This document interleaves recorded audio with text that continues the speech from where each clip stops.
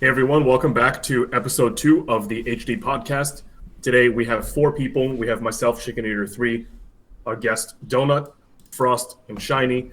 Today we're going to be talking about the end of the March season, which was really interesting. We had a lot of cool stuff happening, and of course we have Donut here who does a lot of game development and community building. So we'll ask him a lot of questions in those areas to try to pick his brain and see what he's thinking about in terms of how to progress the game and how to make it better for everyone.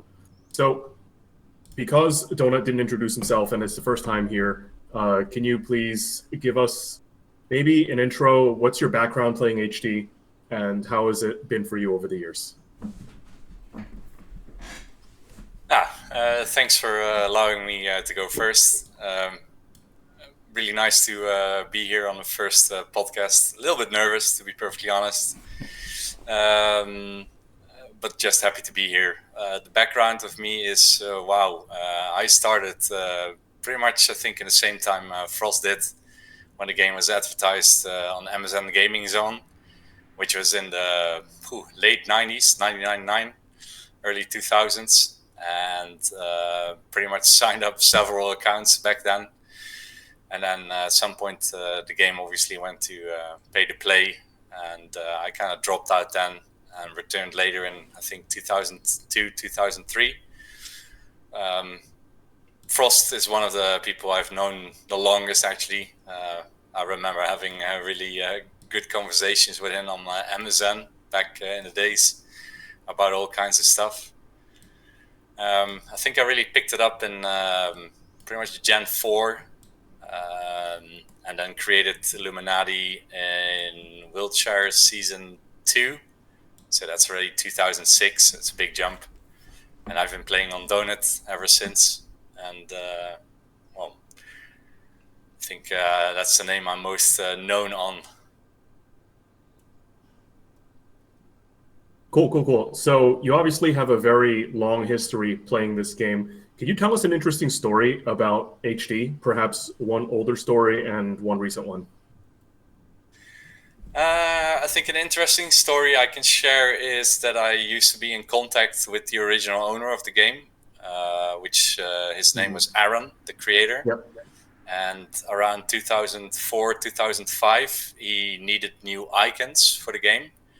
And my job 20 years ago was actually a graphic designer, and I was fairly decent with programs like Photoshop, and I knew how to make small icons, pixelated art.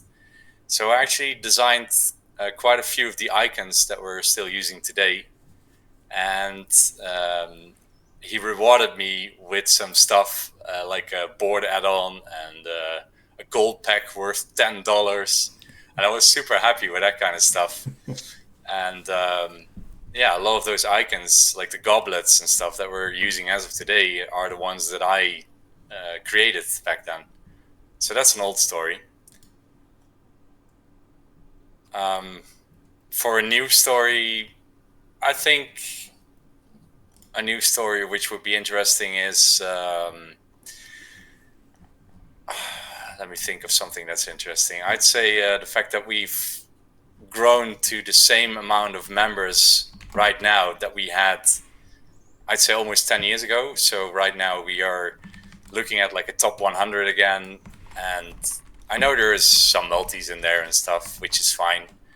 But I'd say it's quite interesting that we have like 50, 60, 70 unique accounts playing every day again, which is about the same amount that we had 10 years ago. So we're back into the numbers from 2014. So that's really, really cool.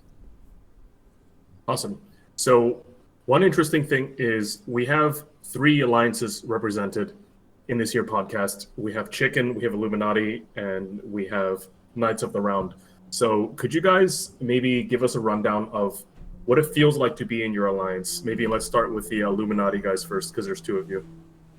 I'll let Donut speak to that first, as he's run the alliance longest, and if there's anything that he misses, I'll kind of touch on it.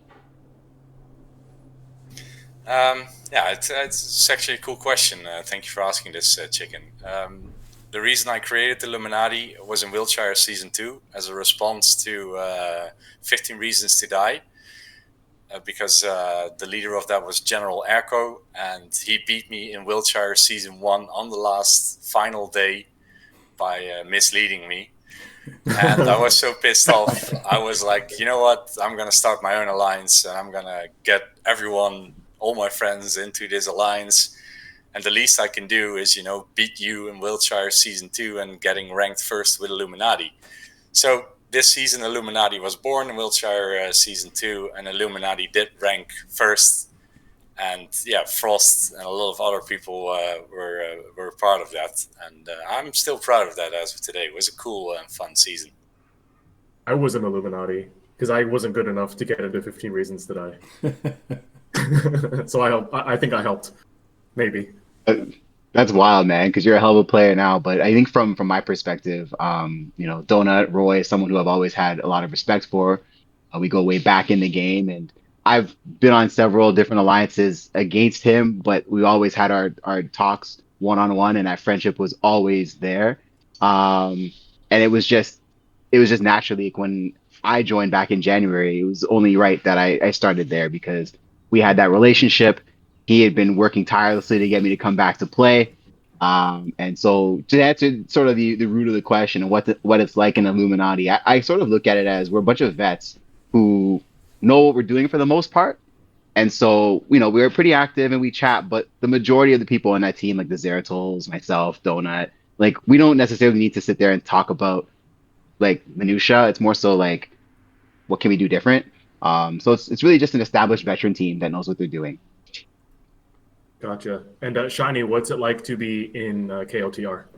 Knights of the Round is awesome. I mean, everybody knows Lancelot started it. It was his forever, and he's the resident high descent nice guy, and everybody loves Lance. And then during the last 10 years when it went idle, like I took it over just so it wouldn't expire out, because I think it's the oldest alliance that is active still in the game. I'm not sure if that's true or not, but I feel like it is. But like right now, we have like the perfect mix of like friendly hang out as a group and play the game together and be competitive at the same time. Because there's nobody in there that's like the perennial, I'm going to win every season. I mean, Azrael's probably the best player out of all of us in the Alliance right now. But everybody else... 4-shard one. And 4-shard one, which was awesome. Yeah. So, but like I said, it's a cool, laid-back alliance. Nobody's going to be like, "Oh, you didn't play for a day. You're off you're out. Screw you." But yeah, it's laid back. It's fun. I like it. Awesome. So yeah, your alliance has the resident nice guy, and my alliance has the resident asshole. So yeah, we're like. So I don't even know how to describe my alliance. It's just like people that I know. So we have Achilles, who's really experienced, and then Cloak and Dagger, who knows how to play the game, but has told me many times that he doesn't remember how he won that season he won. So when I first saw him, I was like, oh my goodness, it's an icon. Like, the crown, I want this guy in my alliance. And then the first thing he says is, yeah, I have no idea how I got this. But he's consistent, he knows the game. And then Cheech, I learned this season was from Brazil, which is really cool. I didn't know that he was from there because his English is really, really good. And then we have Bagel, who's a relatively new player. And then the Rad, who's really cool. Big Hairy Snake is Tonka, which is a very established vet. So we have a mix of people who play the game for fun, people who play the game seriously, and people from all over. So yeah, our alliance is pretty cool. Our boards are pretty active, and we have a lot of different types of builds. We have 2 by level 27 people, and yeah, it's pretty interesting. We have a lot of good alliance representation also in the top 20. So speaking of the top 20, did the season end the way you expected? Let's ask Donut first. Like, how did this feel to you at the end? Thanks for asking me first. I always make a top 10 prediction already 2 weeks before the season ends. Mm-hmm. And I've always done this every single season. And when I don't do it, then people ask me about it. So I made one this season as well again. And I made some mistakes in there, obviously, because I was told that Shiny was going to go by level 27. So I kind of kicked him out of the whole top 10 predictions. But looking at the current top 10, I think, Forshard obviously is, it's a welcome surprise to me. It's nice to see that somebody who's relatively new has become, first. I think everything is done by now, so I think we can congratulate Forshard on taking the crown and the lead. So excellent job, well done. I know Forshard has gotten some help left and right, which is fine. This is what alliances and friends are for. So completely fine. That's really cool as well. Mm-hmm. I can only appreciate that. I think the whole top 10 as it looks right now is roughly to what I predicted. There is a couple of people in different spots, obviously, but most of them I kind of expected to be in there. But also, if you look at like the top 5, it's a whole bracket by itself by now. The whole top 5 is like 1,000 or 1,500 XP away from people in the rest of the top 10. Mm-hmm. Gotcha. And how about you, Frost? I think out of all of us, you finished closest to the top. So how did the season feel for you, and how did it compare to your expectations? I look at it a couple of different ways. So personally, on the heels of what happened in February, I was dead set to come back and win. Right? That was that was the motive. That was what it was all about. I'm like, fuck this. Like, I don't know if we're supposed to swear or not, but I wanted to win. So from a personal expectation, I fell a little short.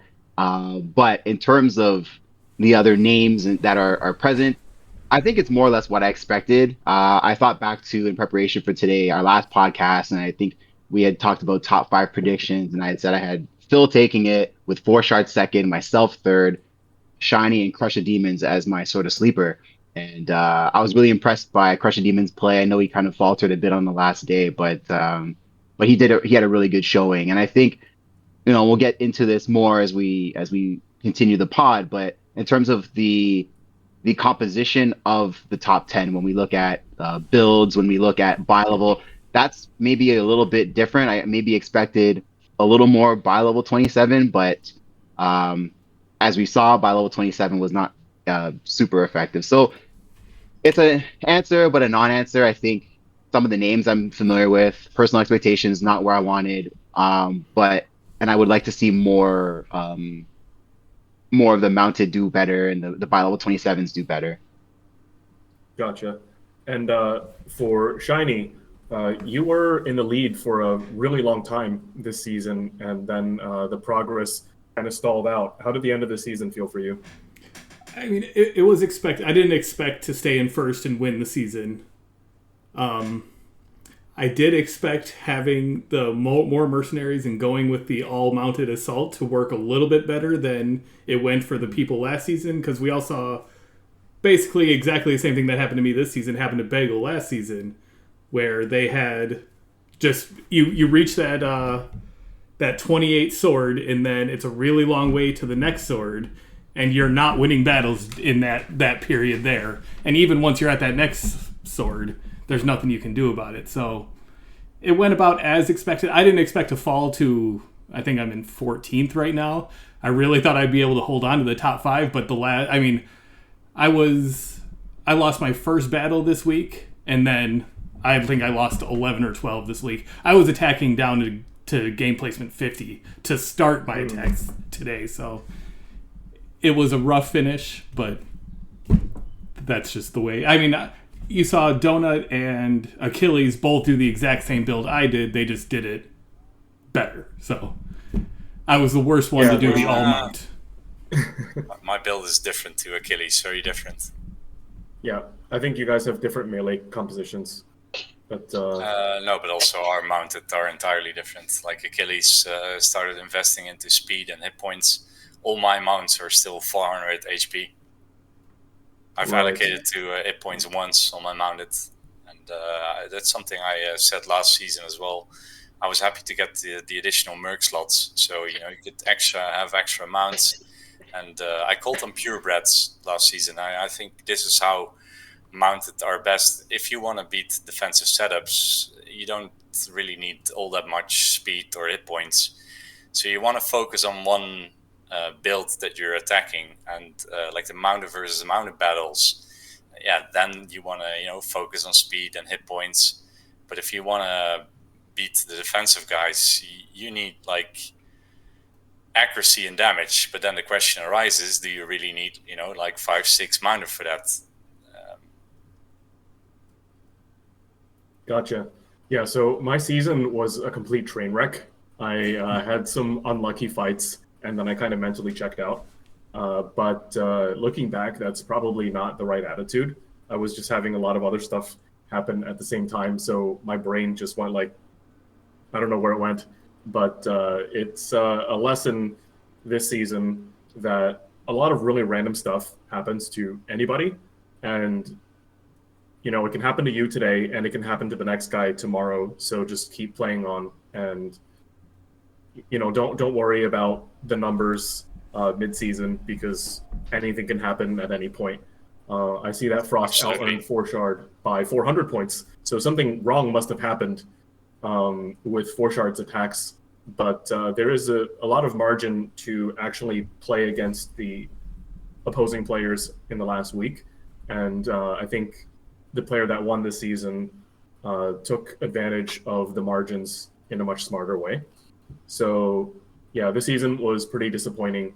I'm pretty much like, I like first, or like, it's like basically first or lose. So this one is a lose, but next season we'll come back, we'll do it better. Well, that's And, something. I think maybe we'll tie for first. I think what you need to keep in the back of your mind is that these days happen to all of us. Just 3 days ago, I lost 5 attacks, and instead of getting like 3,000 experience, I got like 2,000 experience that day. So if you're looking at the current top 10 and you add like 1,000 to my name, all of a sudden I'm in like the top 5 or top 4 even. So this happens to the best of us, and it can get really demotivating, disheartening.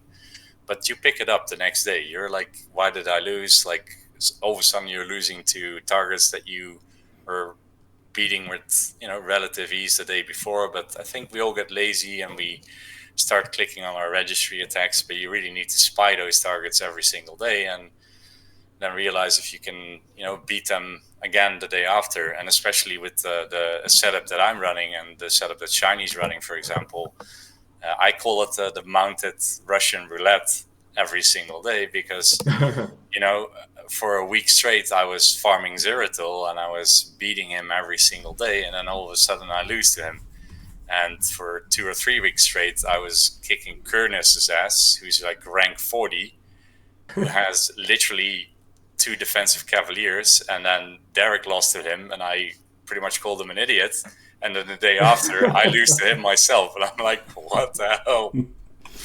We're all idiots this season. Yeah, but you need to constantly spy, and you picked up some stuff from the merchant, and then the mounted battles versus mounted battles. Yeah, it's horrible. As soon as, I'm running 6 mounted, and 5 of them are attacking, and they're like I call purebred, full accuracy and damage, and the whole battle usually is done within the first 10 lines. But if the person you're attacking has like a defending knight or a very speedy knight who takes out 2 of your knights in the first 2 or 3 lines, it starts to really get itchy, and you can actually lose to a person with just dukes or a couple of cavaliers.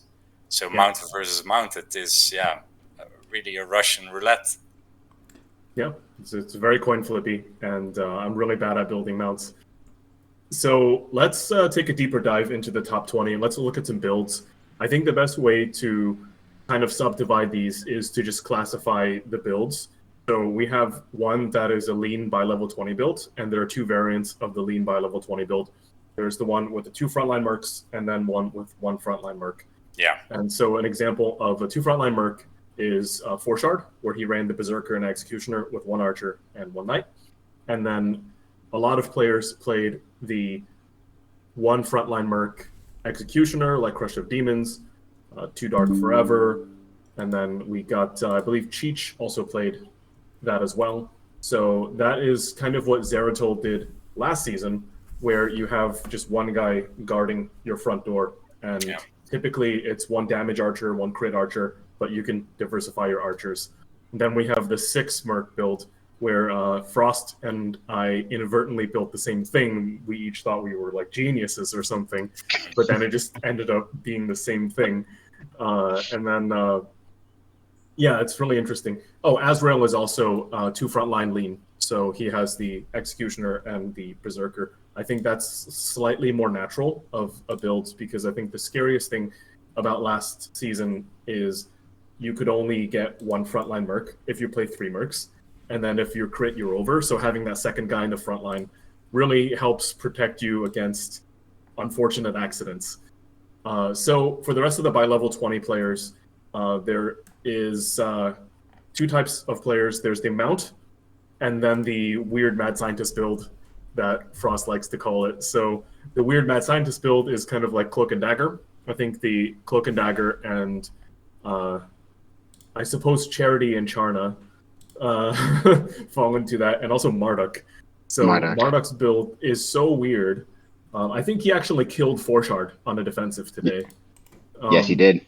I think he actually did. And when you fight these people, sometimes you can't even tell what's killing you, because it's just so random. But the dude has an attacking Berserker, an Enforcer, 2 Enforcers. I'm looking at his build right now, and an Outlaw with 518 defense. And then Cloak and Dagger also has an attacking Berserker. So these Mercs can come at you all different ways, and it's really interesting. And then we have by level 27. I think the only 2 people in the top 20 with by level 27 were Bagel and Caterpillar. Caterpillar played 3 Mounts and 1 Whitman, and Bagel just found every melee Merc imaginable. I think we need to highlight the fact that I'm the only person in the top 10, rank 7, with 8 mercenaries since by level 9 as well. I mean, I think Bagel has 8 mercenaries. Yeah, okay. I want to highlight it because I want to maybe advertise a little bit for next season. That it is, I'm sure if you want to get like top 3. Then you kind of want to run 4 or 6 Mercs. Maybe we'll get into that later. But I think it's also very possible to actually go 8 or 10 mercenaries and actually get into the top 10. And I think it deserves a little bit more credit. Oh, it's totally possible, because when you have that many Mercs, you're going to protect yourself against all these crits. Yeah. So I'll ask you guys, who are your favorite builds, top 3? Top 3 favorite builds in the top 20. Who wants to start?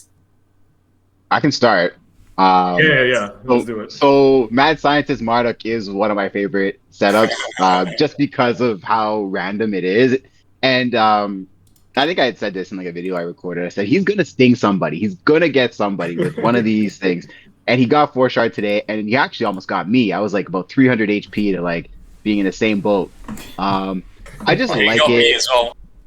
Yeah, like he's got this setup, and I think the reason why I'm going to start with Marduk is because when I think about the changes that we've made to the game as a development committee, all of us are on it.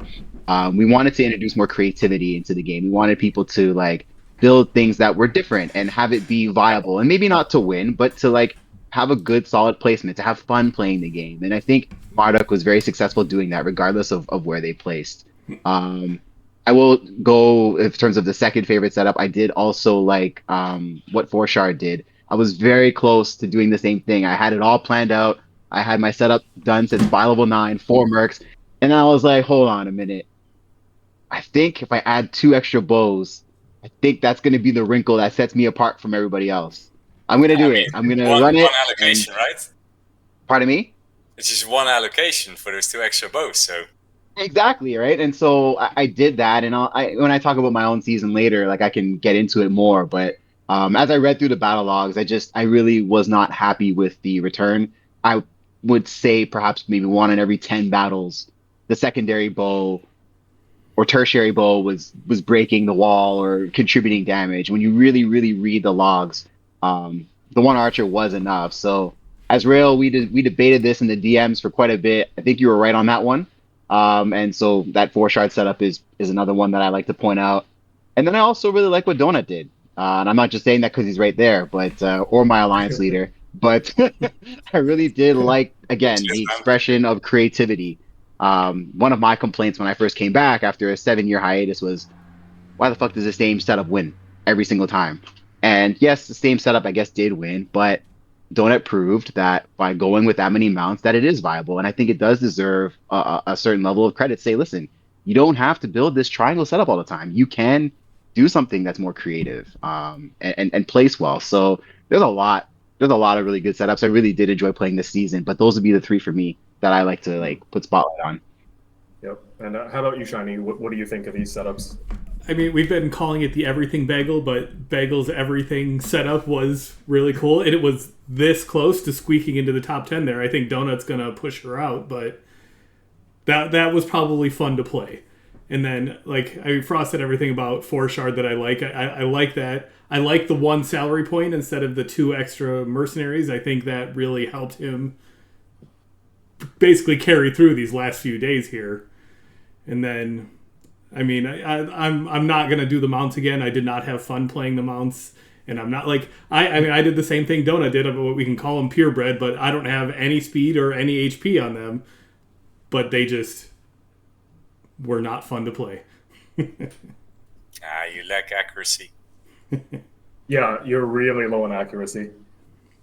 Yeah, I think like once I hit 40 accuracy, I went all damage the rest of the season, and that didn't work out. Yeah, and I think the biggest mistake we all made with the mounted as well is that, like I said earlier, you kind of have to focus on one bracket. And the people who got like by level 21st, like Achilles, he was able to beat me in like the first 10 days. And then he lost to me, I think 2 or 3 days in a row. And he stopped attacking me because my knights were getting, the level 23 swords.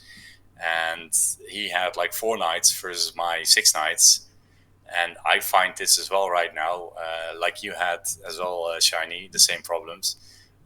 The other people, their knights are getting, level 28 swords. And you're losing to people who have a couple of defensive cavaliers even, or a couple of speedy dukes. And it just, becomes very obnoxious. It is absolutely, well, I enjoy it. I enjoy playing the offensive mounted, but it's not something I can really recommend to anyone, which is kind of sad because I think we'll see a big drop of the offensive mounted for next season. Which is all right. I mean, maybe next season we'll focus more on the defensive melee that way, and then one person picks up the defensive mount or the offensive mounts again, and then everyone is, pitting their defensive melee, and that defensive mount might actually break through. So that's the good part about High Decent as well. You never know what your opponent's playing and what the top 10 is playing, so you have to kind of adapt. But the offensive mounted in total is it's a bust. Yeah, it's tough. So I think one of my favorite builds was definitely Bagel. I think Bagel is like the example of the spirit of High Descent. Yeah. Where you just get 3 Whitman, and as I don't even know how many spies she has. Let me see. She has embodied everything that I wanted the game to be even already 10 years ago. She's been creative in her build with the offensive setup. Like, this is the dream I had 10 years ago already. Like, offensive works, and it does, but to a certain extent. You heard it here, guys. Donut Dreams Bagel. Yep, well done. Good job. Yeah. I think another build that was really interesting was Dadak, and I guess for full transparency, Dadak is like Donut's Smurf, and Dadak introduces, Dadak introduces a really interesting conversation, which is Executioner plus Berserker actually better, or is it better to just have 2 Executioners? So that I can answer this. Yeah. So Dadak has 2 Executioners. What do you think about this issue? I can answer this, but do I want to answer this, or do I want to leave some stuff open for next season to say what is better? I mean, we can see these numbers. All right, These two executioners I'll look pretty answer it. good. I absolutely think double executioner is best. I think double executioner works perfectly well if you pit your first executioner and then move the armor from the first to the second. You'll get like a 4 or 5 level gap between the two executioners. So you'll be able to heavily invest on the armor on the first executioner, giving it like plus 20 allocations early on, and then you'll be able to move it to the second executioner. So you get double use of your armor. This is only versus, I mean, Daedek hasn't been attacking any of the offensive mounted guys. I mean, he has a defensive mounted for, I don't know what purpose. He could have even gone like, 2 archers, 2 executioners, because I don't think I even attacked anyone with attacking mounts. But if you're going to attack like a defensive mount, it's going to kill your archer because it's going to attack at some point. Yeah. But yeah, I do think double executioner is better than the double rogue. The double rogue and executioner. The rogue is good for the situations where you do get backdoored, for example, by a player like me, and your rogue is going to have a high amount of agility, especially early on in the game, and then your rogue will do the same as your knight and kill off all the attacking knights. I think for late game, double executioner is best, works the safest as well, because the crits are going to be very, very high. I've had crits versus me over like 1,000 damage. So if you get unlucky, one of your executioners is going to be critted to death within the first 50 lines. And by having 2, I think you kind of lower that chance. And I personally prefer a higher defense, higher hit points, higher damage over higher agility. But that's just my personal preference. Yeah, that's cool though, because it was interesting to have that conversation, because you're the only person, I think, in the server that played competitively to actually do that. So that was really interesting. And I also wanted to give a shout out to Zeratol. Zeratol had a really, really awful season. And he, again, is an example of the spirit of HD. He kept playing and he kept going. And I think he has one knight in there that's an absolute monster. Oh, Yeah. yes. That thing is a Yeah. monster, man. Yeah, if you scroll all the way down, it's like one all the way down at the bottom. there. Yeah, that thing is a beast. Like, he took out Crusher So- Demons today. Yep. Yeah, I don't think Crusher Demons should have attacked him. Like, It's it just easily doesn't- overlooked. Yeah, I almost didn't attack him. I didn't attack him yesterday.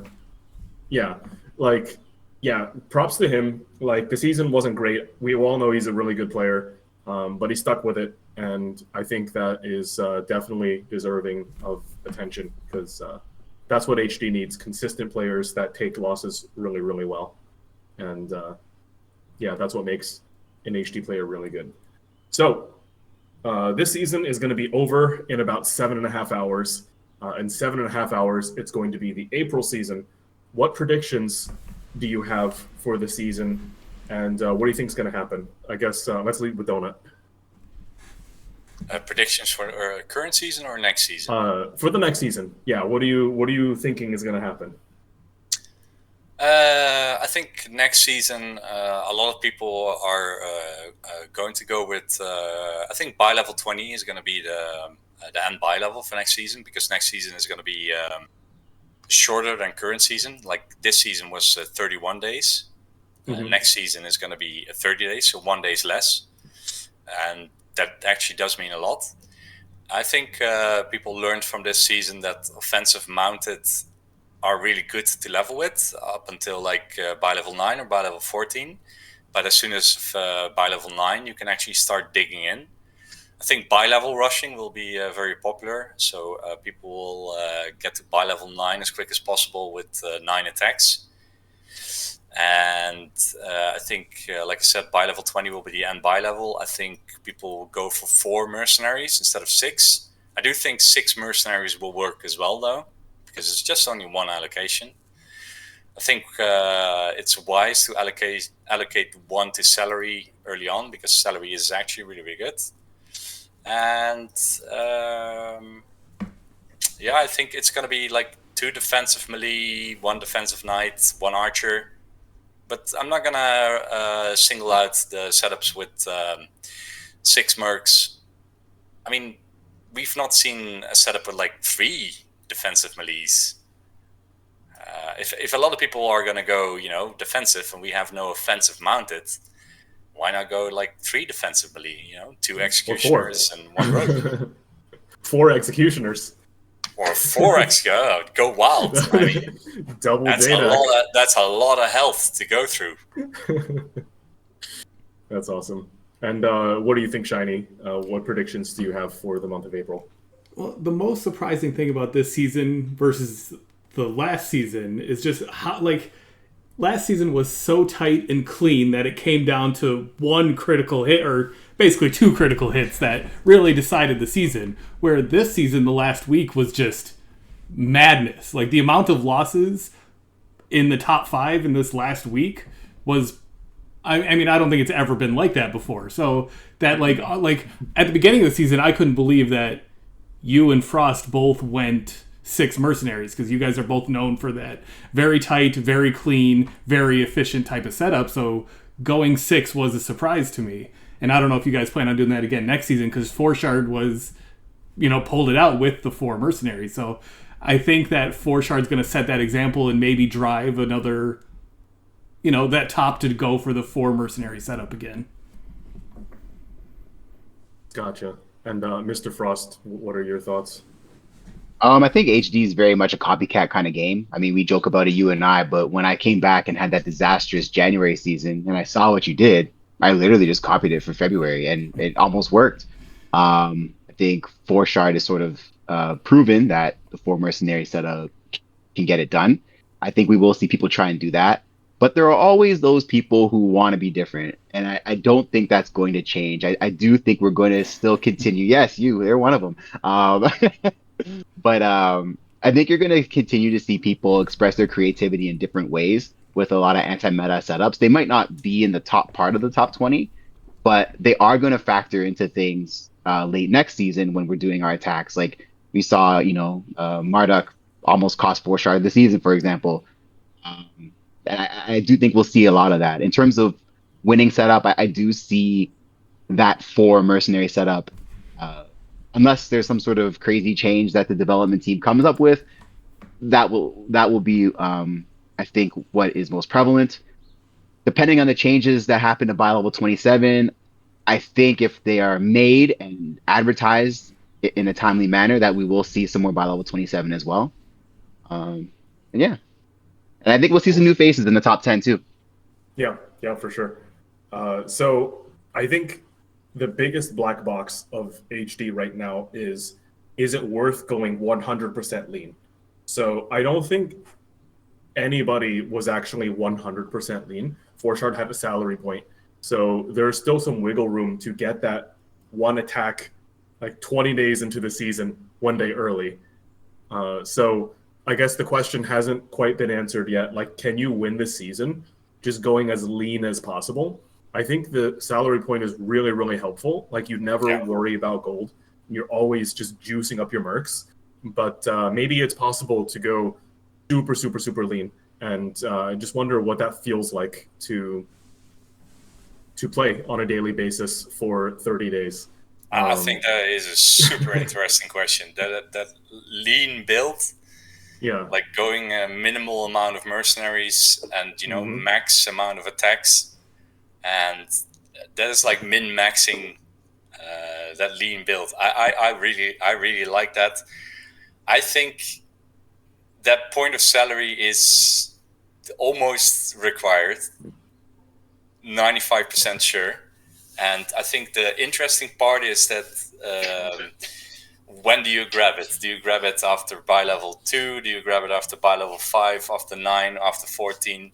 If you can, get the correct answer to that, when to grab that salary point, and then staying 4 mercs over 6. I mean, I think going to 4 towards buy level 20, but grabbing that salary point at the right time and staying 9 attacks. I think that is the answer to being in the top 5 eventually. Mm-hmm. which is super interesting, which makes High Decent so interesting. Yeah, this is a good game. We've essentially played the same game for 20 years. We're still doing it. This is But the formula still works though. Yeah, the formula still works. It's a fantastic game. So I think next season we might get the answer to that question, or we might not. Yeah. Because if it's demonstrated that one salary point can win a season pretty comfortably, then maybe the impetus to just go even leaner than that is too risky, and maybe it's not really worth it. So here's a question for everyone: who do you want back to play the season? Like, if you could just make them magically appear. And yeah, let's maybe start with Shiny this time. Like, who do you want back here? I always want Moose to come back because Moose is a lot of fun. He's really good at the game and is just a cool really guy. Good. So Moose is definitely number one on that list. I made him come back a couple of times, but he has moosed them. So yeah, he made it 5 days this season at best. Not even.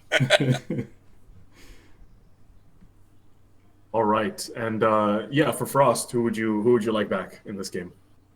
Well, Moose is a personal favorite of mine. We used to play poker games on MSN Messenger in addition to HD, so he's a good friend of mine, and I did try to get him to play this recent stint, and Moose came into play. If there was prop bet as to who would last longer in a season, Beck or Moose, I think that'd be really interesting to see where people would bet. But Moose is one. Cloud is another. Oh, yeah. He's somebody who's very competitive player, very intense when he's trying to win. Like, he really, really goes hard. Good friend as well. And then lastly, Sparkster. I think it'd be very interesting to see somebody who is spoken about and it's like one of the GOATs of the game. How would they compete against like me now, or like you, Phil, or like you, Roy, or any of us, right? Like, there's a lot of really good, talented people playing this game right now. And I'd be really interesting to see what the GOAT would do against us. Mm-hmm. Yeah, and Donut, who do you want? Yeah, I had a couple of the same names. Sparkster is one of my favorites as well. I would like to get him back into the game.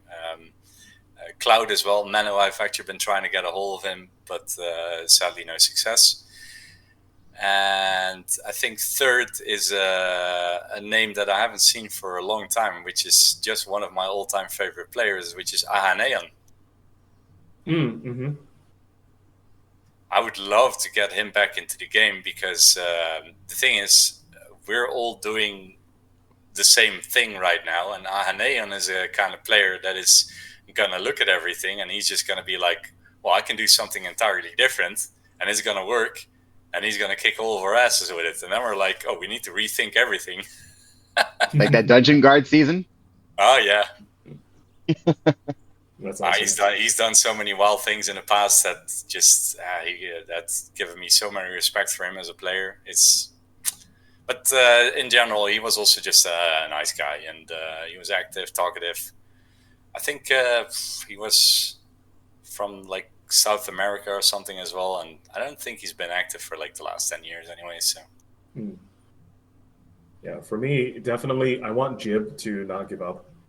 Yeah. I think Jib stopped at by level 14, which is a really interesting move. And then I think the first time I noticed it was like he started gaining attacks on everyone because he's like 6 points more than other people because he's not allocating to attacks. So he suddenly just started jumping ahead of everyone, and we were like, what the heck is this? You know, it would be cool to have him play a full season where he's focused. I think, you know, that's secretly, I just want YB back. But, you know, Beck would be really cool. I think, honestly, how unpredictable and wild the last week of the season, I think it would drive him crazy. So I don't know if he would be interested in playing this. Like, it's actually pretty upsetting if you have, like, more stats than the other guy, and then the guy just, like, snipes you for 800, you know. So I don't know how he'll tolerate that, but if he can play a full season, that'd be really cool. And Chicken Eater 5, he's my childhood friend. We've known each other since we were 6. Definitely come back. I remember him. Yeah, he's cool. Yeah, I see some vets already posting on the boards and joining the Discord. I think they're coming back, so I think next season's going to be really exciting. So, dev team goals for the future season. So, if you guys don't know, We are part of the team that helps push the game forward in terms of game design. And so we want to talk about future goals. And because this is Donut's first time on the podcast, we wanted to pick his brain.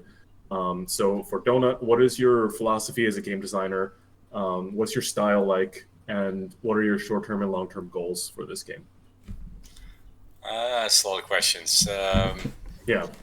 My philosophy about the game is that, and that's the same philosophy I had like 12, 13, 15 years ago even, is that everything should work. I think everything should be balanced, but you should be able to play whatever you want. So I think that you should be able to play like an offensive melee setup. I think you should be able to play a defensive setup. I think you should be able to play an offensive mounted setup at every and any buy level. You should be able to play whatever you want and whatever you're comfortable with and whatever you like. And if it's something you like, then you should be rewarded for it. So it should work. And I think for the last 10 years as well, I've been trying to push all those ideas into the top 10 or top 20. I've been trying to make all of those setups work by having all of the mercenaries with the stats that they have now. So, all of these approaches do work. And I think that philosophy should extend into the future as well, because it means that people can indeed play what they want, and it also will continue to allow creativity and unlimited setups and builds, and you'll have a unique season every time instead of the executioner is the best mercenary in the game, so everyone is going to go for a defensive executioner. But I would like people to, like Bagel, for example, try out different setups and see if it works, because it might work, and it can work, and it will work. And now I forgot about your other two questions because I expanded on the philosophy how I see it. Sorry. Gotcha. What are your short-term and long-term goals for HD? All right, short-term goals. Short-term goals is keeping everyone around that we currently have right now. I think after last summer, there was like 20 people playing, and in September, there was like 40 people playing. With Christmas, we had like 60 or 70, and after Christmas into the new year, we all of a sudden had like a top 100. So the short-term goals is to keep all those players playing. I don't want to lose any of the vets or all players that are playing right now. We need to keep them around. And also keep Shiny busy, obviously, with all my creative ideas. And long-term goals are to expand on what we have. And we can build it slowly. I mean, we don't need to go from like 100 to 125 next season. We can go, even if we go like 10 people every season, and by the end of this year, we have like a top 200, I'd be over the moon. It would be great. So grow slowly. Yep. And do you guys have any comments on the game design philosophy and short-term, long-term goals, that type of thing? I think for me, it's just to kind of build upon that growth.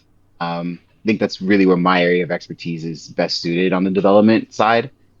Just to be able to attract people to play the game, and then also provide resources to help them pick up the game quicker and really make that learning curve less steep.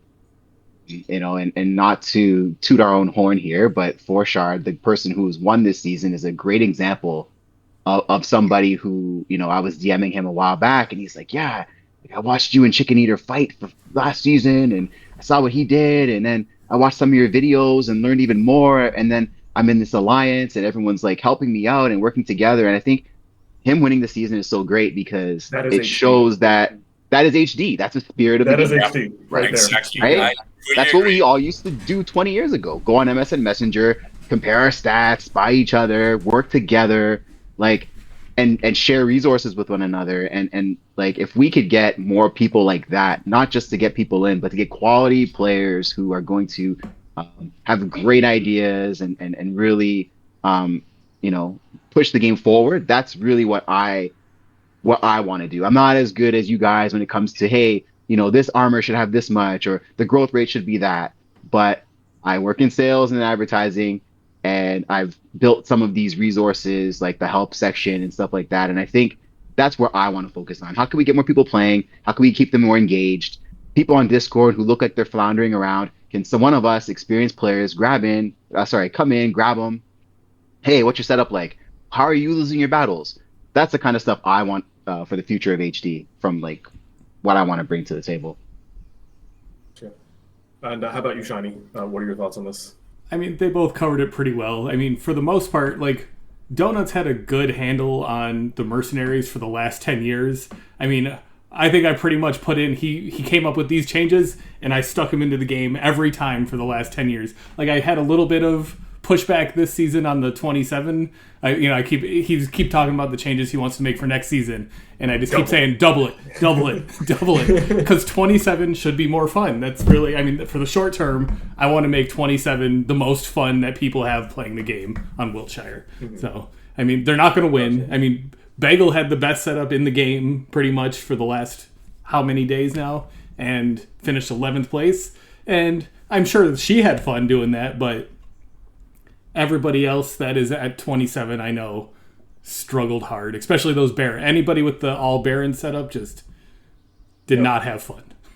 Can I just say, sorry to cut you off, but like the best example of this I look at, and I think I commented on this earlier, is Aoba, right? Aoba was in the top 10, had a good placement. They decided to go by level 27. Yeah, top 5. And then they just sunk like a rock. And I was farming them on the last day. Yeah. With the by level 20 setup. And like, that shouldn't happen. They should be mopping the floor with all of us. Your knight is thick, though. True, but still, it your shouldn't knight matter. is a like, beast. Yeah, it is a beast, but like, ideas are in the works. So, this knight had 683 defense and 264 agility. That is the thickest knight in all of HD. That finished with like 703, I think, today. But like, yeah, that's crazy. And you know what though? But I made the choice, and so I had bought a little bit of gold to juice it up.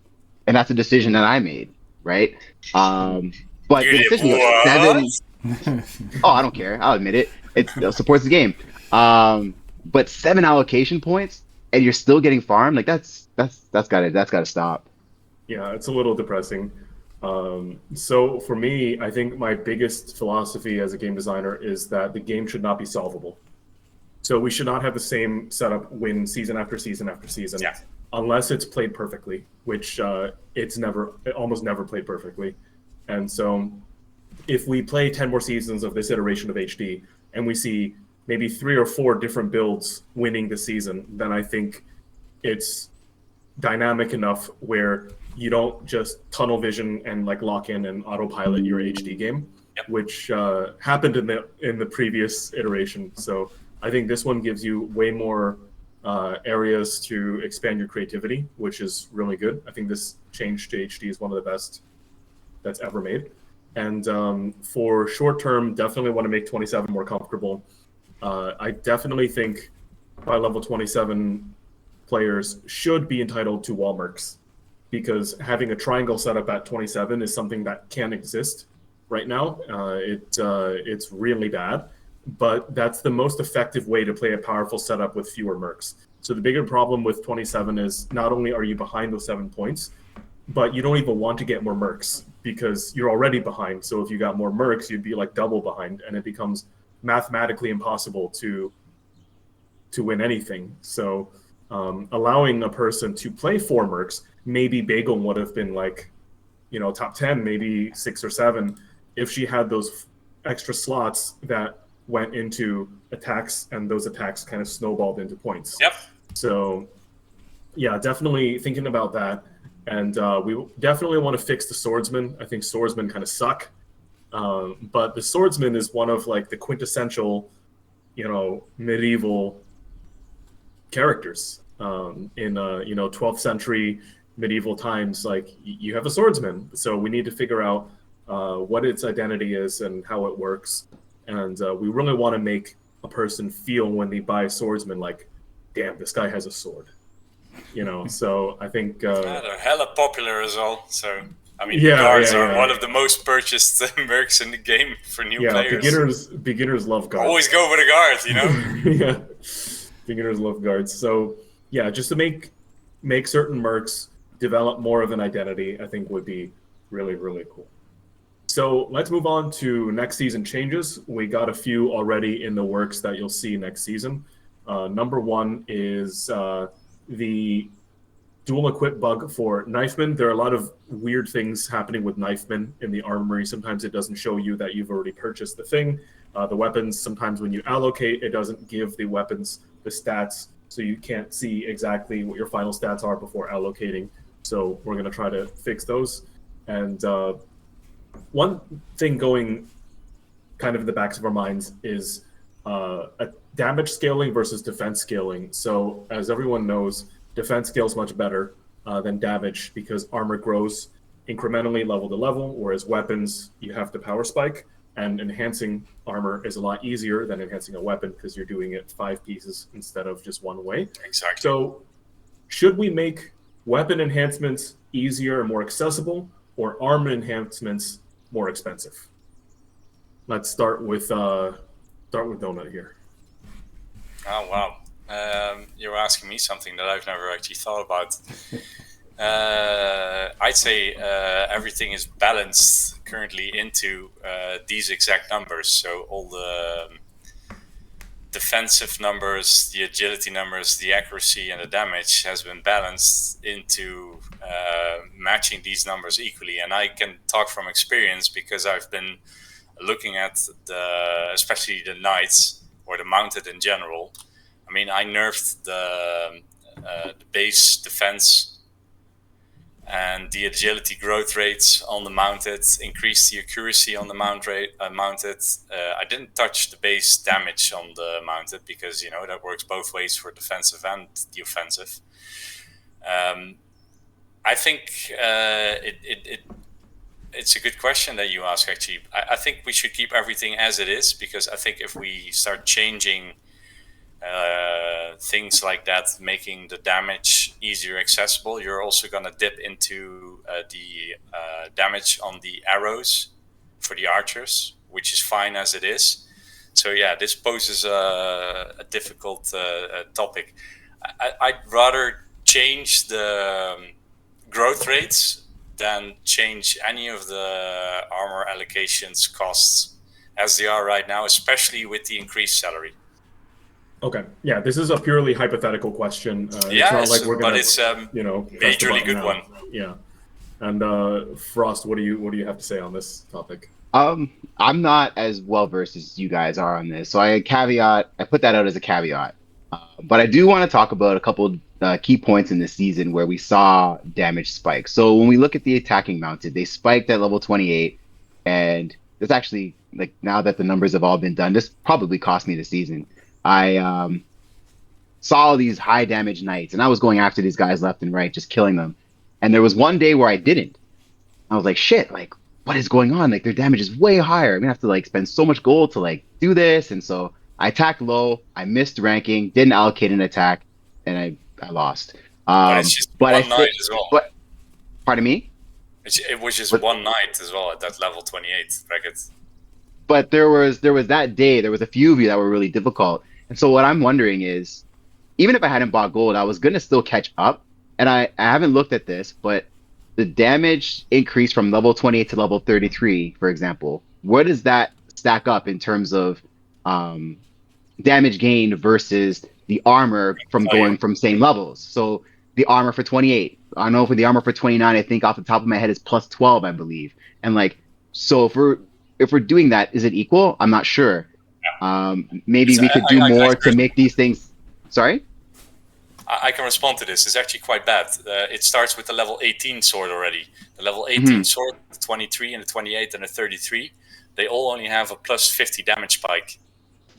But the armor is going up probably by more than 50 for the same level, right? So maybe there's something we can look at in terms of the relationship between those two numbers, because the same thing happens for the arrows and the melee as well. Like, my bow finished with 751 damage, but there's defenders with well over 800 damage. And like, maybe that's how we do it. Again, I'm not the numbers guy. But I'd love to take a look at that. You make an excellent point. It's the weapons have been overlooked in general for a long time. The growth on them exponentially is not correct at the moment. So the swords need to be looked at, the arrows need to be looked at, because like the swords, indeed, you have 18, 23, 28, 33, and that 33 sword actually used to be a level 34 sword long ago. But for the arrows, you have 20, 24, 28, and then 35 all of a sudden. So that's 4, 4, 4, and then 7 levels. And the difference between 28 and 35 on the arrows is exponentially at that bracket not correct compared to the difference between the 24 and the 28 arrows. Or indeed, well, the armor is actually not all that off. I'd say it's more the weapons that we need to look at to correct them properly. Because what I'm saying is, so like if we were to look at a melee, and let's look at, I like using the body as the example. So the body is the biggest piece. If I were to look at defense gained from, say, level 29 on my mount, if I were to replace every level and replace enhancements, let's just say, what is the defense gained on a cycle of armor? So from level 29, 30, 31, 32, 33, what is the net increase of that? And how does that compare to the net increase between a level 28 sword and a level 33 sword? Because my hypothesis is, and again, I haven't looked at the numbers in a bit, but I would imagine the defense scales maybe somewhat like higher, or at least close enough that with enhancements, it makes the difference irrelevant. You know what I mean? Yeah, I think I understand what you mean now, and which means we need to look at the armor as well. But it's just something I don't think we've looked at for a long time. Like I said earlier, we didn't look at the weapons for a long time. And when I started redoing, for example, the staves for the monks, I realized like how bad the staves were, and they've been like that for like 10 plus years. And I think it's a really valid point. We need to streamline it a little bit more to get a better flow between indeed enhancing the armor with +5 allocations times 5 is cheap to do. It's like 1,000 gold. And if you want to do 25 enhancements on a sword, it's going to cost you like 8 or 9,000 gold, for example. So you get a sword at level 23 or 28, and then you can attack high for a day, but the 5 days after, you can't attack that same target again. So the whole armor, I mean, it needs some streamlining. There's a lot of things to be done there, I think, over time, which will become interesting. Mm-hmm. And Shiny, what are your thoughts on this topic?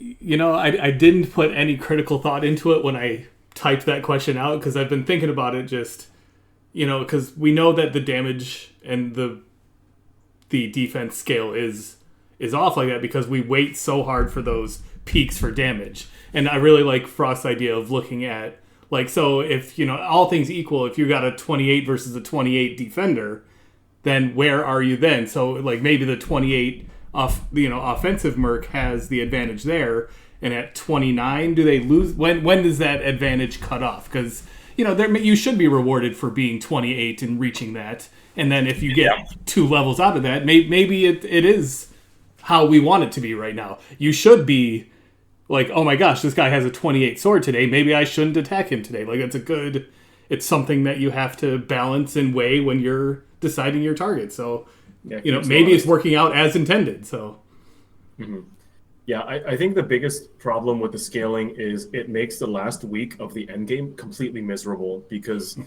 all these executioners are getting like 70 to 100 more defense than your archers. And I think there's also a bonus, right, against, like, for melee marks, they resist archers. So these walls are soaking up a lot of hits for hundreds and hundreds of lines. And the longer the battle script goes, the more likely crits are going to happen. And then so if you have archers that cannot kill executioners, stretch out the battle script eventually someone's going to crit, and that's what causes people to be disappointed by losing to someone with like worse numbers. It's because the battle script stretches to a degree where mercs just eventually have to crit. So, I actually have sorry for interrupting you there, but I actually do have I'm curious. Did any of you, you or Frost, you Chicken or Frost, get a battle over 1,000 lines? I don't remember. I've had Yes. a long In the battle. last few days. Not even, well, last few days I'm not sure. I don't remember, but I had one actually against Phil where I decided, I'm gonna attack him, and it was like a 1,200 line battle. Wow. I won that one, and then he attacked me and he won, and it was like 900 and something as well.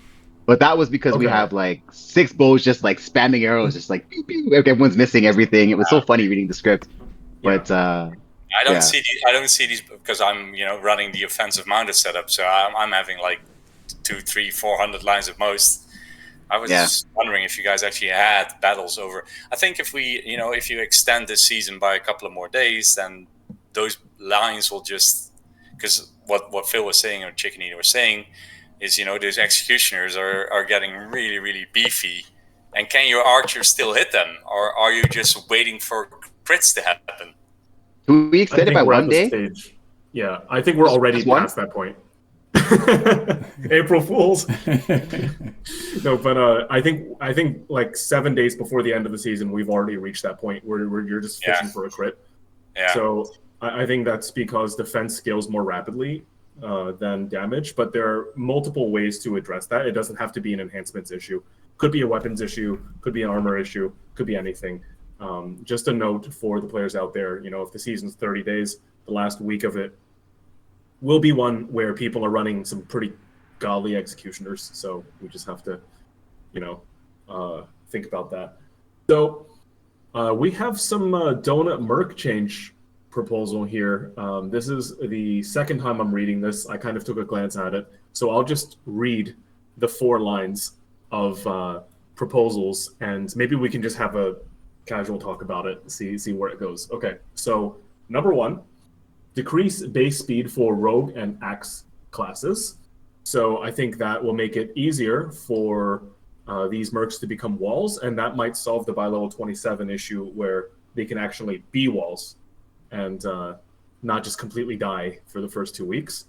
Number 2, increase damage growth rate for mount and range classes. So that's another sort of patch to the whole like defense scales much better than damage sort of narrative there. Number 3, increase base and damage growth rate for whip classes.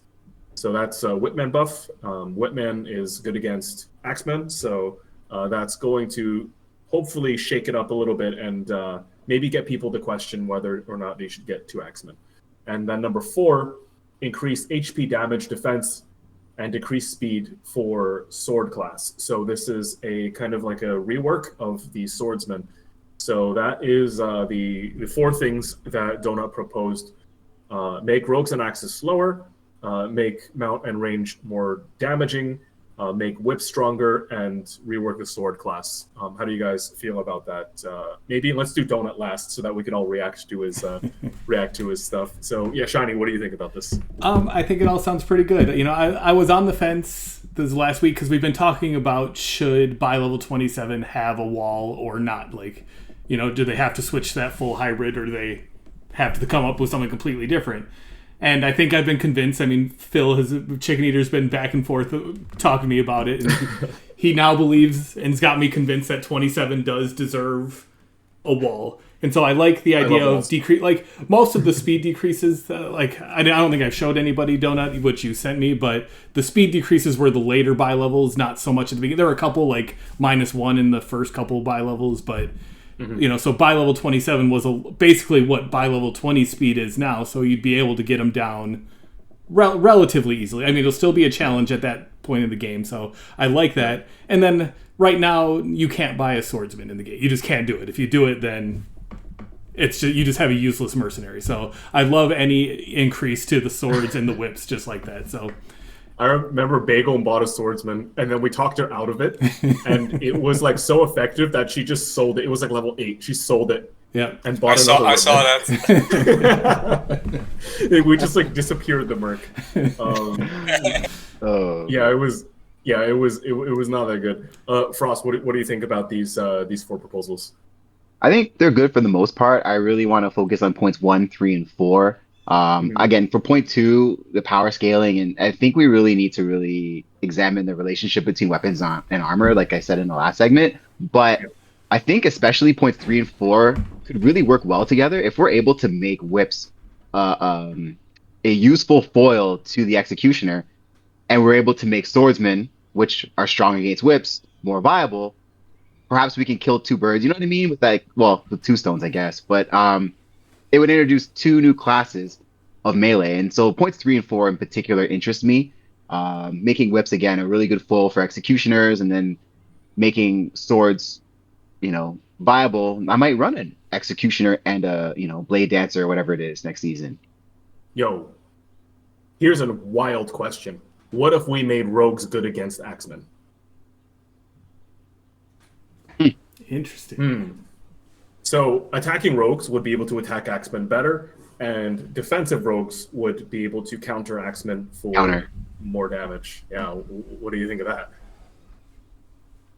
I think that's interesting because I think we discussed earlier in the pod about two axemen versus the berserker and an executioner or whatever. Like Yeah. now all of a sudden, the whole conversation like it's different. Well, let me throw this Yeah, out there. that's a Because I also had a similar thought with changing the strengths and weaknesses. What if we make one of the melee, like if the swordsman was, plus 10% against the mounted, now we have a whole new little wrench in the whole formula there. So that was just a thought I had the other day. Yeah. So we'll keep thinking about this. It's really interesting. I think that these proposals are really solid.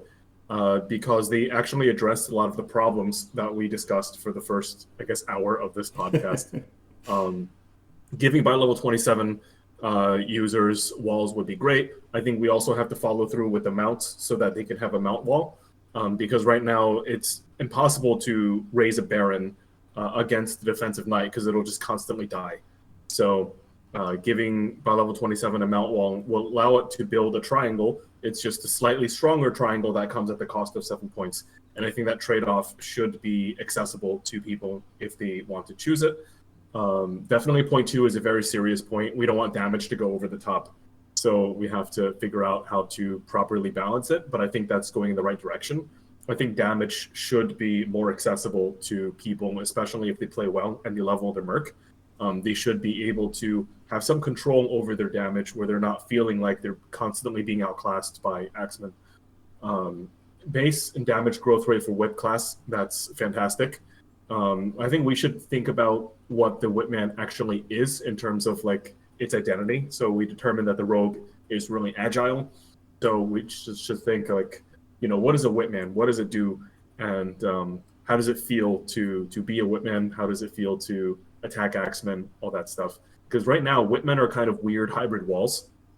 So we have the Bagel Whitman, which is, I guess, an offensive merc, and then the Caterpillar Whitman, which is a defensive merc. So Whitmen are very interesting and versatile, but the damage always helps. And I don't think it'll break the game, so that's a change that I'm very comfortable with. And definitely swords. We gotta do something with swords because they're weapons, knives, and swords give positive speed. So if it's not agile enough or accurate enough, it's just going to kill itself against an executioner. And another interesting thought is, so you know how knifemen can dual wield knives? What if we just made knives dual wieldable so that axemen and swordsmen can dual wield them? Maybe that's another thing to buff the efficacy of attacking axemen and attacking swordsmen. So, interesting food for thought. But I think these changes are really positive. They're healthy for the game. And the risk of doing them is really low. So we should definitely pursue.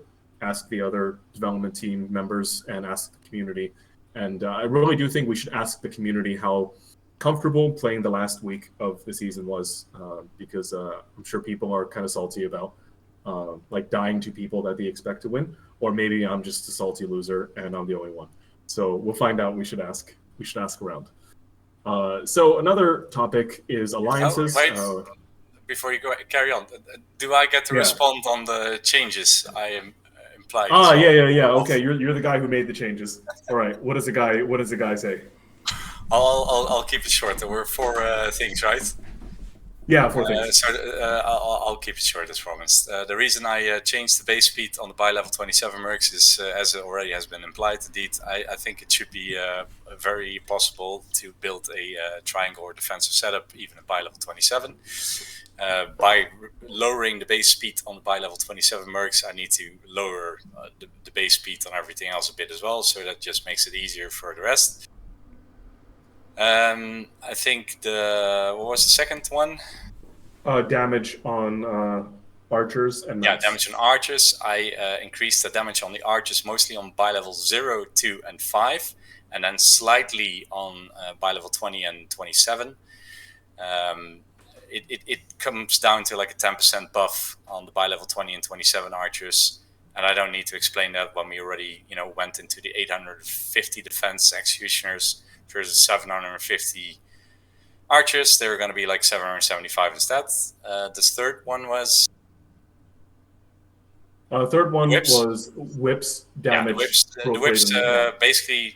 I redid the Statesman a couple of seasons ago, and they're a popular leveling mercenary. They're excellent. I mean, but they fall short versus rogues, so they will die to counter rogues or attacking rogues. The Whipmen are...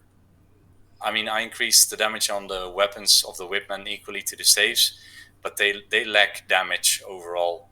And they're fairly decent mercenaries, but yeah, they just needed that damage boost to be able to do something against the strong executioners. And the fourth one was I think the mounted swords. The swords, but I also increased the damage on the mounted a little bit for the knights and the captains. So the captains are a little bit more interesting at bi-level 27. Instead of having like 4.5, I increased it to 5 damage per point. So that's actually quite a big increase. And yeah, the swords, they had a major overhaul because, like it was said before, they're completely used as fucking mercenary that nobody uses. Sorry for the swearing. So they needed something, and they might be, viable as a defensive merc, and that spices it up. Mm-hmm. Cool. Yeah, we're going to be looking into these changes. I think they're healthy. But again, viewers, if you have any comments, definitely tell us. We're very open to feedback. We're players just like you. We're going to be playing these changes. So rest assured, we're not going to make any dumb changes to ruin the gameplay. So definitely we'll have a conversation about that. Not the idea. Yep. Yeah. Carry on. Yeah, we have to do a month of this. So, all right. So the next topic we were going to go to was alliance numbers. So right now we can fit 8 players in one alliance. And we actually got a really cool alliance sort of landscape going on. So if we can pull up some alliance rankings, we can see please don't. Oh no, what's going on? What are you worried about?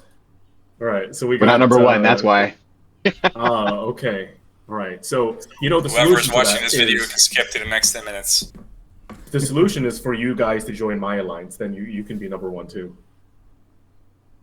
I'm just kidding. Okay, so Chicken, Knights of the Round Illuminati, Army of the Dead is a training alliance that's administrated by Donut, which is a really cool thing to do for the community. And then Halo Covenant are kind of like multi-alliances. Rhetorical is Ioba's team, Deadline Monks is Renegade Monks. And then we have some 2 Jib alliances. We got a lot of alliances going on. So the question is, do we go to 10 or, slowly creep our way back to 15?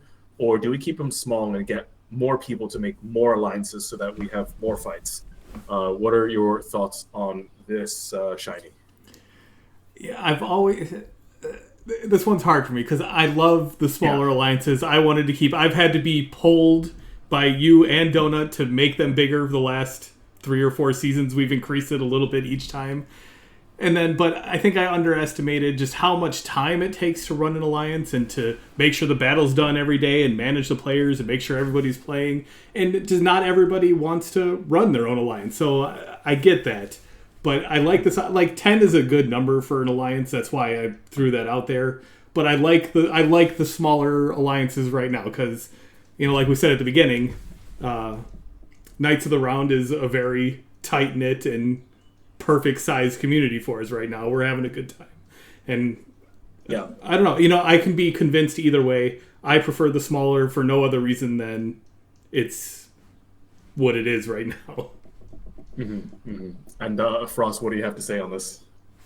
I think it's a really interesting question, and I think there's an intricate balance that needs to be struck. On one hand, I like larger numbers in an alliance, assuming that all members are active, because at the end of the day, you want to have that sense of community, people coming together. And I mean, sure, I think there was like, what was it, 5 or 6 at one point, I think, in some cases. Like, Yeah. that might be a little too lean. I would like to see it be more closer to the 8 to 10. I think we have 8 right now, but 10 would Yeah. be the number I would look at.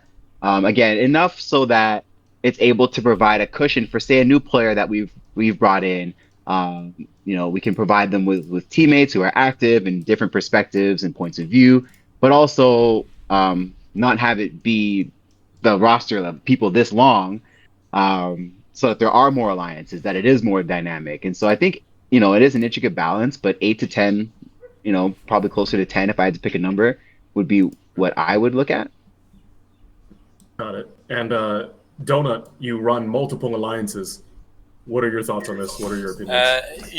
I think both what Derek said and Frost said, it is indeed an intricate balance. That's a difficult word, because the problem is if you raise the member cap higher and higher, then we're gonna just wind up with the 3 alliances that we have right now. But as Derek has mentioned as well, not everyone wants to run an alliance. However, we now have the situation where I'm running like a double alliance, which is fine. I mean, it serves as a training alliance, or people returning from the game wanting to have a proper alliance. I've always called alliance leaders captains, and I would like to see some more captains. And you could raise the debate that if we keep the member cap at 6 or 8 as it is now, do we see more captains? I don't see that happening. I don't think if we keep the cap lower, so to speak, so if we would lower the cap to 6 again, I would have to sacrifice some members. For example, I would have to sacrifice Frost or Too Dark. Are they going to start their own alliance as a captain? No, they're not. Nope. I'm personally, because of this, also a big fan of raising the cap. I'm not going to say we need to raise it to 15. We need to, like Frost said, it needs to be in with the amount of players that we have. I think we also need to just accept the fact that, there is now 4 or 5 alliances. I mean, I really hope that, for example, Renegade Monk picks it up a bit again. I'm happy that people like a Yoba are running an alliance as well. I think raising the cap to 10 is perfectly fine. But at the same time, this is also not going to make any of these people a captain and run their own alliance. I've been joking around and saying that Derek needs to start up Team Onich again. I mean, I may have passed Lancelot some food to kick him out for next season, so he starts up Team Onich, and I don't know what happens. But it's a delicate balance. Yeah. So how do we approach this? I don't know. Yeah, I don't know. I personally like slightly bigger alliances. I have so much fun with the people in my alliance on Discord. We can ask each other questions. We help each other out. And having that arm that says, hey, like, we can help you too. Like, if we got 2 more players, I think that would be so fun, is, getting 2 new faces that we can help and integrate into our community. Because the more we can integrate people into the subculture of alliances, the more hooked they'll be on the game and the more encouraged they will be to play with their peers.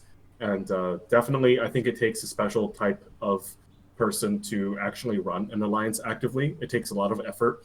You have to take a lot of initiative to speak to things and sometimes disappoint people. And not everyone's interested in doing that. And especially not new players. Actually, Chicken. Hypothetically, because we're talking about, we have 8 right now, right? And we're trying to convince Derek to increase it to 10, which I'm perfectly fine with. But let's say hypothetically we increase it to 15 again, like it used to be. Ooh. How wild would Okay. that be? What do you think about that then? So I think that would just create two mega alliances. So I mean, like, this, like, three teams have really strong players, right? So two teams will start like trying to convince the other teams, like, hey, I want your players. And it might end up being, so like if we disband Chicken, like half of the players will go to Illuminati and half will go to KOTR. So it would be too much. Yeah, it would also cause a lot of confusion, because I think these alliances, I think of them as different brands. Like, they have different personalities and the types of players are really different. And so I think having separate brands that have different identities is really cool. And I think a 15-player alliance I like is that. a little bit big for the player base we have now. But in the spirit of inclusion, it might be cool to increase a little bit so that we can pull more people into like the heart of the community, because a lot of talk does go on the alliance discourse. Yeah, the reason I said that, because exactly the words you were saying, like you pull those two extra people in, and you make them part of your community, you make them part of Chicken. You like the discussion you have on the forums, and then I'm like, why stop at 2? Why not pull in more 5 or 6 more or 7 Yeah, more? but then- I mean, you could pull in somebody who's at rank 75 now.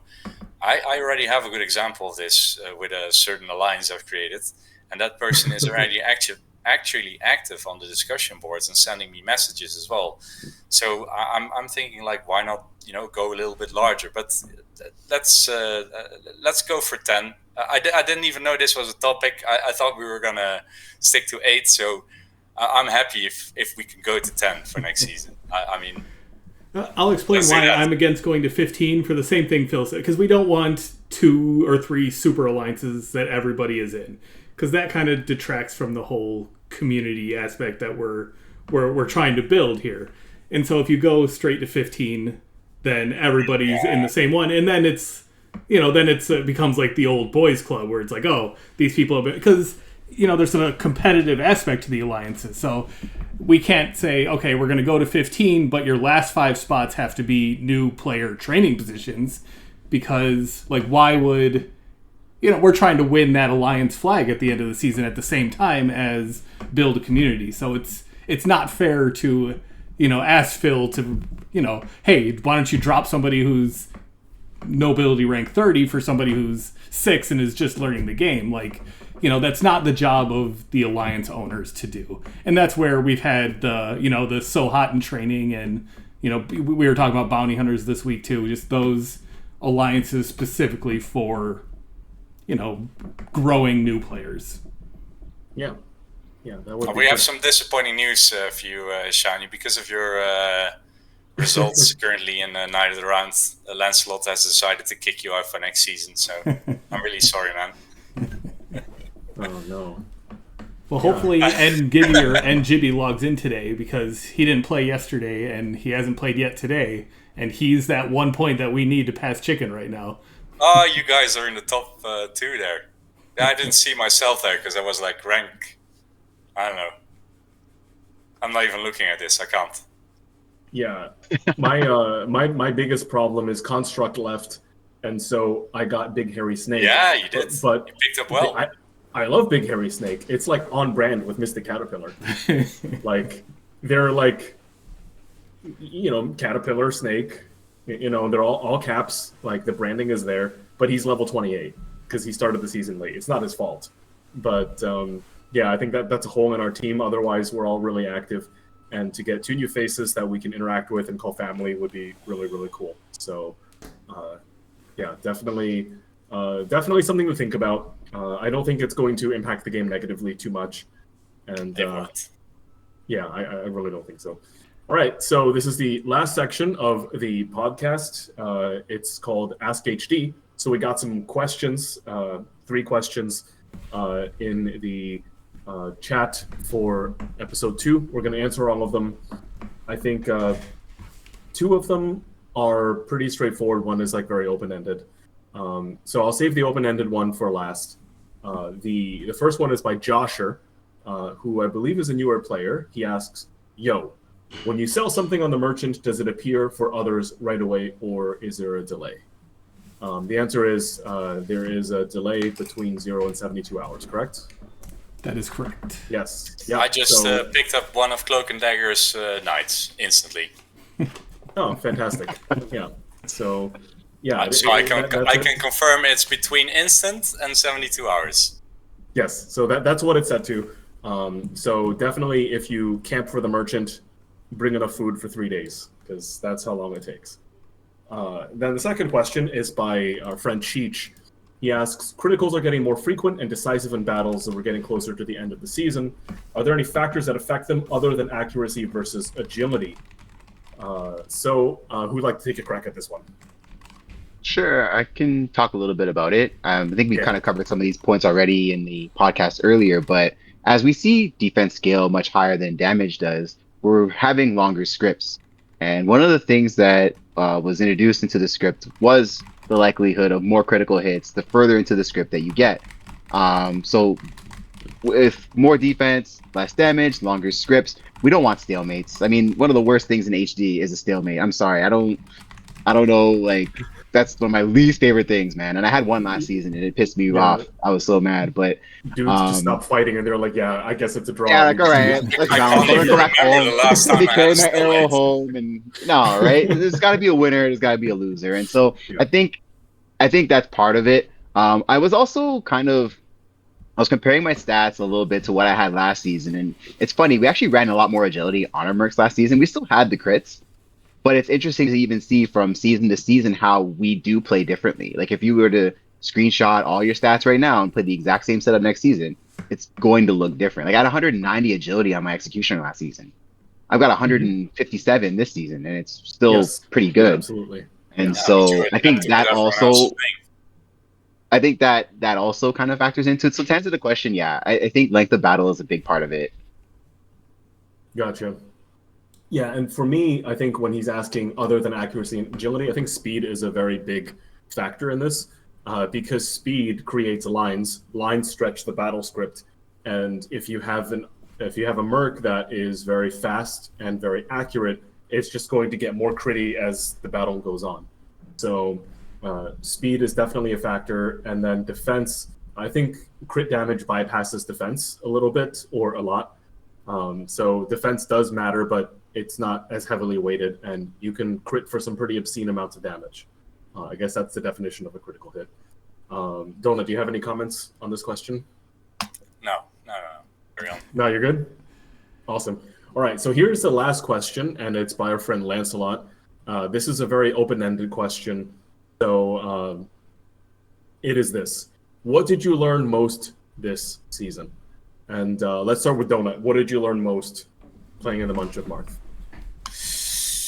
What did I learn the most from this season? I learned that you need to spy the target you've been comfortably attacking every day, once more every day, and not do your attacks lazy mode from your phone by clicking your registry, because that person might have picked something up from the merchant and ruin your day. And Frost, how about you? What's your biggest lesson? Biggest lesson this season is really just to watch how I'm managing my allocation points. There was a day where I had a chance to go for it and I chose not to, and I was one allocation point short of allocating a couple of different attacks. And when I look at the points I missed out on, and like I think I'm currently second right now with 277 behind, I think I could have made that up if I had managed my allocation points better. So I have to really look out for that next season. And yeah, that'd be the biggest one. Gotcha. And Shiny, how about yourself? Well, I learned, I don't know what the word is, because I mean, Forshard is like, outsider's not the right term. Just he's a guy who's not.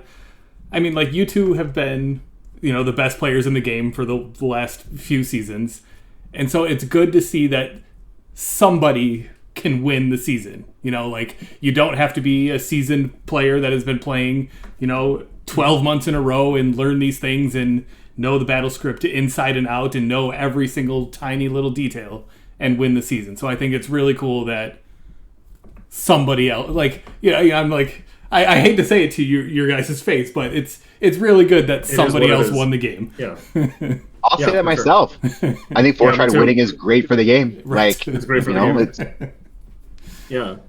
like in a lot of sports, it happens that way. Like when like I know when people talk about tennis, and growing up, you see Federer and Nadal and Djokovic and Murray winning everything.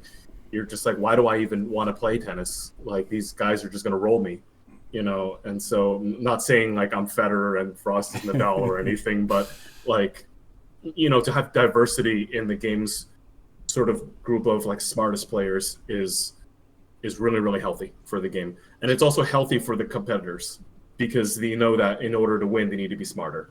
And I think that's really good. Otherwise, you just get really complacent, and that's not good for your brain. So it's good, just good motivation for everyone. And I think the biggest thing I learned was to know that defense will outscale damage, and to develop a build that contemplates that more effectively. So that's definitely the thing that I'll take to heart for this season. But this season was a fun one. We saw a lot of different things, and thanks for playing with us. It was good. Anyone have any like last thoughts or last comments? The last thing I want to say again, and I said this earlier in the pod, but I want to be crystal clear. Borchardt winning this game is exactly like the best case scenario for what we could expect. Somebody who was not a household name per se prior to, but with a good ecosystem with Knights of the Round, with good watching sort of the other players play, and sort of like in-game resources and things that we can provide as a community for players who may not have that knowledge or information. Like he beat us by watching us and watching my videos and watching you play and dominate the server for like 2024. And like that is the best case scenario for what we want to do with HD in terms of growing the game. And I love it. Exactly. Yeah, this type of community is one of the coolest communities I've ever seen. And it's a type of community that will cheer for a player that just beat you. And I think that's really, really great. I think HD takes competition and gives you a competitive experience in the healthiest way possible. It's not some MOBA where I sign on and this 13-year-old's flaming me for like missing a skill shot or something. HD is as healthy as it gets when it comes to community and just sense of fun and competition. I think it's really, really solid, and really excited to allocate to my daily attacks tomorrow and start up the next season. Are you going by level 2, Donut? Is that what you do now? Well, for next season. Yeah. Who knows? Who knows? I guess we'll find out tomorrow. I need to finish my attacks for today anyway. So. Oh, that's true. That's true. Yeah. Spy your targets. Yeah. We'll see what happens. Cool. All right. Well, thank you for a wonderful time. This is always really fun, and hope to see you next time. We'll make some sort of maybe like early game presentation podcast for the April season. It's been fun. Absolutely. Thanks everybody. Chicken, well done. Well, it was nice being here.